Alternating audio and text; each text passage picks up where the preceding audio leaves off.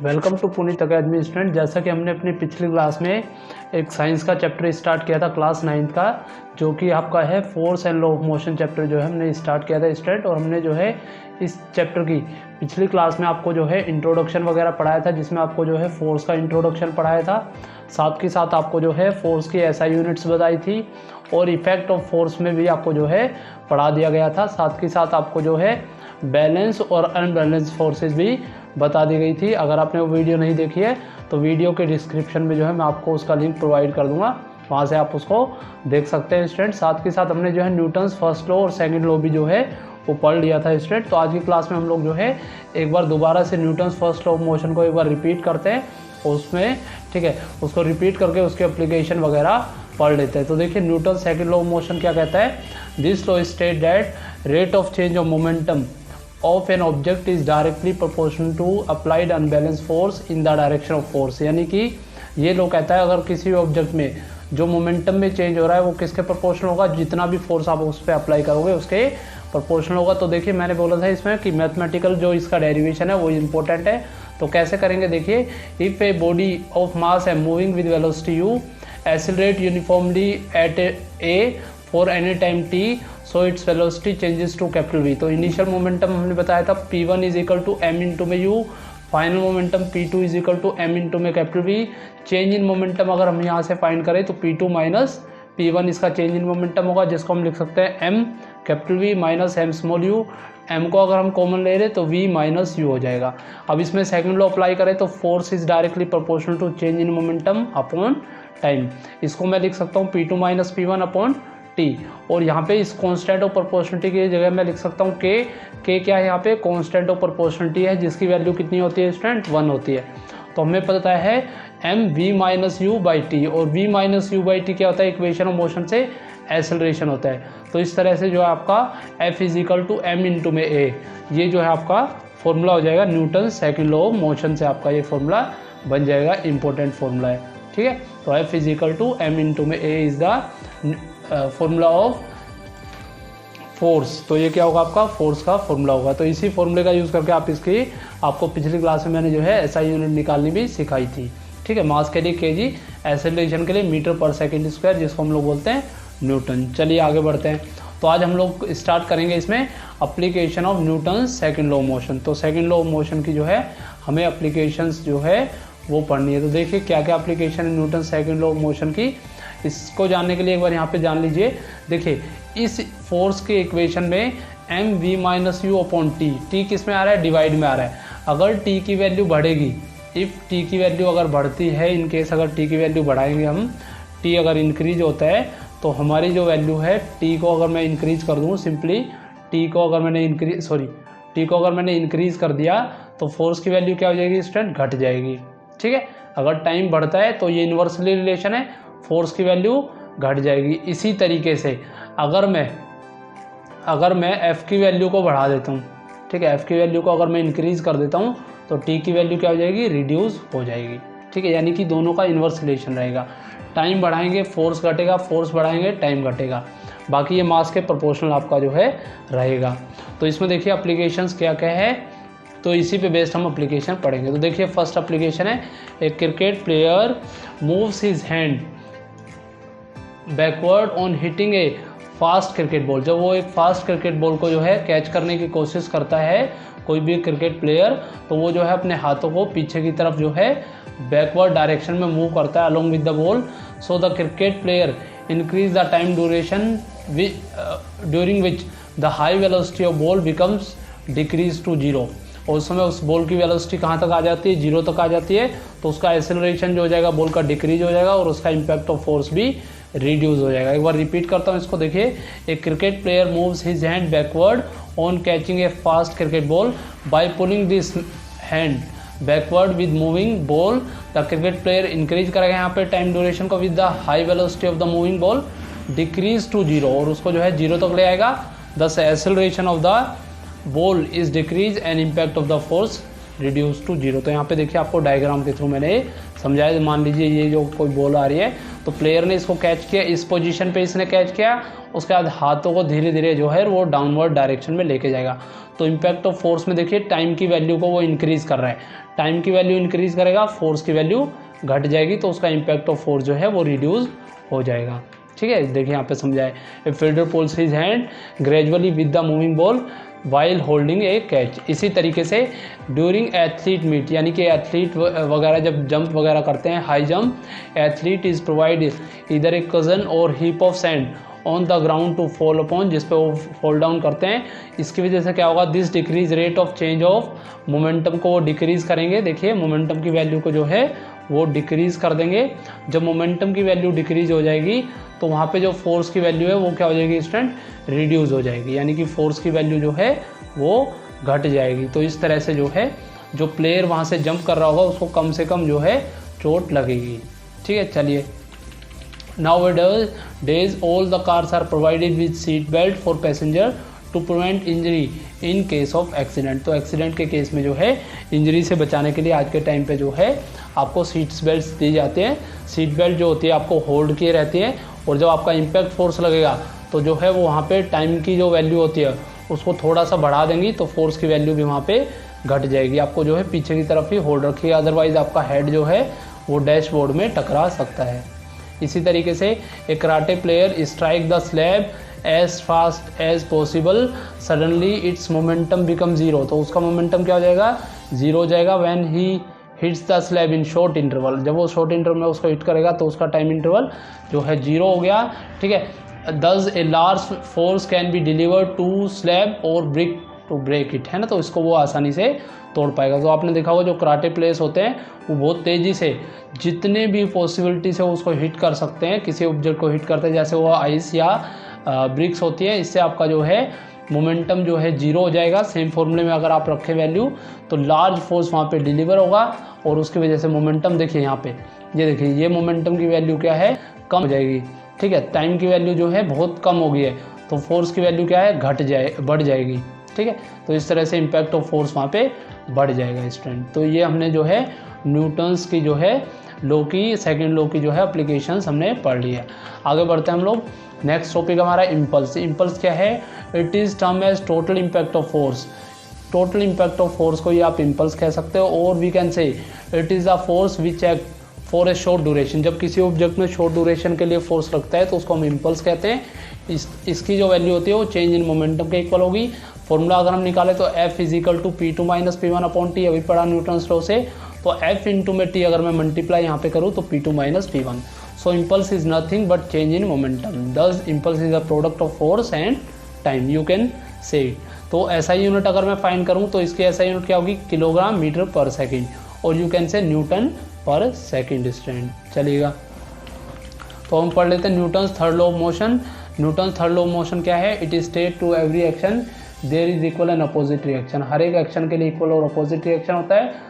दस equal and opposite reaction are equal and opposite in direction. तो equal जो action और रिएक्शन फोर्स होते हैं वो इक्वल और अपोजिट होते हैं डायरेक्शन में, बट ये दोनों ही जो आपके फोर्सेस हैं they do not cancel each other as they act on the different bodies. तो क्योंकि वो दूसरे बॉडी के जो है डिफरेंट डायरेक्शन में लग रहे होंगे तो अपना इफेक्ट जो है कैंसिल नहीं करेंगे। अगर इफेक्ट कैंसिल हो जाएगा तो जीरो फोर्स वहाँ पे आपको देखने को मिलेगी।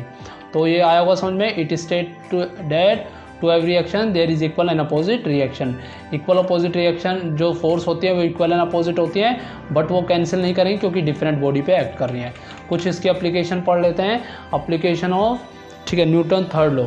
तो ये क्या है, when we walk we push the ground backward. जब हम आगे की तरफ चलते हैं स्टूडेंट तो हम जो है ग्राउंड को बैकवर्ड डायरेक्शन में पुश करते हैं, जिसकी वजह से जो है ग्राउंड हमें रिएक्शन फोर्स मिलती है ग्राउंड से, जिससे हम जो है फॉरवर्ड डायरेक्शन में मूव कर पाते हैं। ठीक है, इसी तरीके से reaction force of water pushes the swimmer forward in water. मान लीजिए कोई स्विमर है तो वाटर के अंदर जो है अपने पैर या हाथों को जो मूव करेगा, ठीक है, सर्कुलेट करेगा, तो उसकी वजह से वाटर जो है उसको फॉरवर्ड डायरेक्शन में मूव कराएगा। इसी तरीके से रॉकेट प्रोपल्शन भी आपका न्यूटन थर्ड लॉ मोशन पे है। रॉकेट प्रोपल्शन में आपकी जो गैसेस बाहर निकल रही है, ठीक है, उसकी वजह से जो है अर्थ के ऊपर या ग्राउंड के ऊपर जो है फोर्स लगेगा। इसकी वजह से रॉकेट जो है, ठीक है, आपका ऊपर की तरफ फॉरवर्ड डायरेक्शन में प्रोपलेट कर जाएगा, यानी कि मूव कर जाएगा। तो ये जो रिएक्शन में जो गैसेस निकल रही हैं, ये सारी की सारी जो गैसेस है उसमें जो कि रॉकेट के अंदर फ्यूल के बर्न होने से आती है, उसकी वजह से रॉकेट जो है अपवर्ड डायरेक्शन में मूव करेगा। इसी तरीके से gun recoils due to reaction force of bullet fire by it, ये बहुत इंपॉर्टेंट एग्जांपल है इसका। देखिए जैसे हम गन को जो है ठीक है स्टार्ट करेंगे, ऑन करेंगे यानी कि उसको फायर करेंगे, तो गन रिकॉल करेगी फोर्स, रिएक्शन फोर्स जो कि उसके बुलेट के फायर करने से हुई है। तो देखिए कैसे होगा, पहले हम ये समझ लेते हैं। जब एक सेलर मूव करेगा इन फॉरवर्ड डायरेक्शन में, तो बोट जो है वो बैकवर्ड डायरेक्शन में जाएगी, ये भी Newton second law of motion से। इसी तरीके से देखिए ये मान लीजिए आपने जो है acceleration force on the bullet आपने अप्लाई किया, इसको ऑन किया यानी कि बुलेट को आपने फायर किया, तो बुलेट किस तरफ जाएगी, फॉरवर्ड डायरेक्शन में, और recall force of the gun with gases इसके बैकवर्ड डायरेक्शन में आएगी। तो forward force on the bullet and recall of the gun भी आपका Newton third law of motion का ही अप्लीकेशंस है। चलिए तो देखिए समझ में आ रहा होगा, एक बार नोट्स में और हम लोग देख लेते हैं इसमें। तो देखिए हमने ये सब तो हम पिछली क्लास में जो है स्टूडेंट पढ़ चुके हैं। आज की क्लास में मैंने अभी तक आपको जो है न्यूटन सेकंड लॉ, ये देखिए मोमेंटम वेलोसिटी वगैरह, और ये देखिए ये मैं आपको पूरा कवर करा चुका हूँ। ये देखिए न्यूटन सेकंड लॉ की आपको डेरिवेशन अभी बताई, और यहाँ पे 1 न्यूटन पिछली क्लास में समझाया था, ये आपको न्यूटन थर्ड लॉ मोशन हमने पढ़ लिया। तो हम पढ़ेंगे law of conservation of momentum, ठीक है। तो देखिए law of conservation of momentum क्या कहता है, the law of conservation of momentum is the result of Newton third law motion. तो न्यूटन थर्ड लॉ मोशन का ही एक रिजल्ट है। क्या कहता है ये लॉ, बहुत इंपॉर्टेंट डेफिनेशन है। According to this law the sum of momenta of two object before collision is equal to sum of momenta after collision provided there is no external force, no external unbalance force acting on them. तो object के ऊपर कोई भी unbalance external force नहीं लग रही है, तो आपका जो मोमेंटम होगा, इनिशियल मोमेंटम जो होगा वो फाइनल मोमेंटम के ही इक्वल हो जाएगा। इसकी डेरिवेशन काफ़ी टाइम जो है एग्ज़ाम में पूछी जाती है, या काफ़ी टाइम जो है एग्ज़ाम में आ जाती है, तो आप इसको जो है बड़े ध्यान से करेंगे। तो इसके लिए हम क्या करेंगे, मान लेते हैं हम जो है कोई 2 बॉल्स कंसिडर कर लेते हैं, जिसमें एक का मास ma, एक का मास mb, और उनकी इनिशियल वेलोसिटी ua, और इनिशियल दूसरी की इनिशियल वेलोसिटी ub। ये बिफोर कोलिजन स्टेट है, ये ड्यूरिंग कोलिजन स्टेट है। ड्यूरिंग कोलिजन a b के ऊपर फोर्स लगाएगा, b a के ऊपर फोर्स लगाएगा, यानी कि इक्वल एंड अपोजिट फोर्स लगेगी न्यूटन थर्ड लॉ से। और मान लेते हैं कोलिजन के बाद दोनों ही फॉरवर्ड डायरेक्शन मूव कर रही है, वेलोसिटी एक की va और दूसरे की वेलोसिटी vb होगी। तो इसको हम कहेंगे conservation of momentum in collision in two balls. इसी को कंसिडर करके हम जो है इसकी डेरिवेशन पढ़ लेते हैं। तो इसके देखिए डेरिवेशन के लिए मैंने यहाँ पे आपको समझाया है, late consider system of object of mass ma and mb, है ना। 2 ऑब्जेक्ट हम मान लेते हैं जिनका मास जो है ma और mb है, moving with initial velocity ua ub respectively in same direction. After collision the body moves with velocity ua and ub in same direction में ही वो मूव करेंगे। तो यहाँ पे अप्लाई कीजिए। पहले टोटल हमें पहले क्या करते हैं, हम इनिशियल मोमेंटम फाइंड कर लेते हैं। तो इनिशियल मोमेंटम ऑफ सिस्टम क्या होगा, मान लीजिए मास ऑफ ए बॉल और initial velocity of a ball, इसको sum with mass of b ball, initial velocity of b ball, यानी कि this is the value student, ठीक है, ma ua mb vb। तो ये आपका जो है इनिशियल मोमेंटम होगा। ऐसे ही अगर मैं फाइनल मोमेंटम फाइंड करूँ तो ma, इसकी फाइनल वेलोसिटी va, mb और इसकी फाइनल वेलोसिटी vb। तो हमें प्रूफ क्या करना है, हमें इन दोनों की वैल्यू इक्वल करनी है, यानी कि ma ua plus mb vb ma va, ये देखिए ma va mb vb। तो इस पूरी इक्वेशन को हमें जो है इक्वल प्रूफ करना है। एक बार दोबारा समझा देता हूँ आपको, हमें क्या करना है, हमें जो है 2 बॉल्स कंसिडर करनी है जिसकी इनिशियल वेलोसिटी ua ub, और ये दोनों एक दूसरे फोर्स अप्लाई करेगी a b पे b a पे, और फाइनल वेलोसिटी इनकी va और vb होगी। चलिए तो प्रूफ करेंगे हम मान लेते हैं ua की वैल्यू जो है, यानी कि एक बॉल की वेलोसिटी सेकंड बॉल से ज़्यादा है, और ये भी मान रहे हैं साथ के साथ कि कोई भी अनबैलेंस फोर्स जो है ऑब्जेक्ट पे वर्क नहीं कर रहा है। तो the ball a exert a force F A B on ball B. तो जो बॉल a है वो एक फोर्स लगा रही है स्टूडेंट, इस ए बी को आप जो है इस तरीके से लिख लीजिएगा, ठीक है। ये देखिए एफ ए बी को आप जो है कुछ इस टाइप से यहाँ पे लिख लीजिएगा, ठीक है। मैं दोबारा बता देता हूँ उसको, ये देखिए ये जो ए बी की वैल्यू है आप इसको इस फॉर्म में लिखिएगा, ठीक है, और ये जो बी ए की वैल्यू है इसको इस फॉर्म में लिखिएगा, ठीक है। चलिए तो मैंने आपको बताया कि सबसे पहले हमने माना let the ball A exert force on ball B. तो ए बॉल जो है वो किस पे वर्क कर रही है, ठीक है, ए एक्सर्ट कर रही है फोर्स ऑन बी, तो उसको हम एफ ए बी कहेंगे। Similarly ball b exert a force b a on ball a, तो बॉल बी जो है वो ए पे फोर्स लगा रही है, तो एफ ऑफ बी ए। तो इसका मतलब क्या पढ़ेंगे हम इसको देखिए हम पढ़ेंगे एफ ऑफ ए बी को हम क्या पढ़ेंगे, force exerted by A on ball B. तो ए किस पे फोर्स लगा रहा है, बी पे फोर्स लगा रहा है। एफ ऑफ बी ए को हम क्या पढ़ेंगे, force exerted by b on a. तो ए पे कौन फोर्स लगा रहा है, बी लगा रहा है, ठीक है। तो इसको हम कह सकते हैं F of a b is equal to Newton second law से rate of change of momentum के इक्वल होता है ये। तो rate of change of momentum जो है एफ ऑफ ए बी का फाइंड करेंगे, तो mass of a, final velocity of a minus initial velocity of a upon time t. इसी तरीके से force exerted by b on a, तो rate of change of momentum ball B का find कीजिए, तो M B we B minus you B upon time T. तो ये समझ में आया होगा, एक बार रिपीट करता हूँ, ए से बी का फोर्स, ठीक है, force exerted by A on b और force exerted by b on a. तो यहाँ पे m A V a you a upon t, m A v B minus you B upon t. अब यहाँ पे आप अप्लाई कीजिए simply Newton third law of motion, क्योंकि दोनों ही force equal and opposite in nature होगी। तो देखिए वही मैंने यहाँ पे आपको समझाया। सो वी कैन से F of b a b is equal to minus F of b a. तो यहाँ पे हम वैल्यू फाइंड करेंगे m A V a minus u a upon time t minus m b b b minus you B upon time t की आपकी जो है value आ जाएगी। इस इक्वेशन को आपको बस सिंप्लीफाई करना है, ठीक है। देखिए इस इक्वेशन में सबसे पहले टी से ये टी कट जाएगा, तो वैल्यू बचेगी m A V a minus u A M B we B minus you B.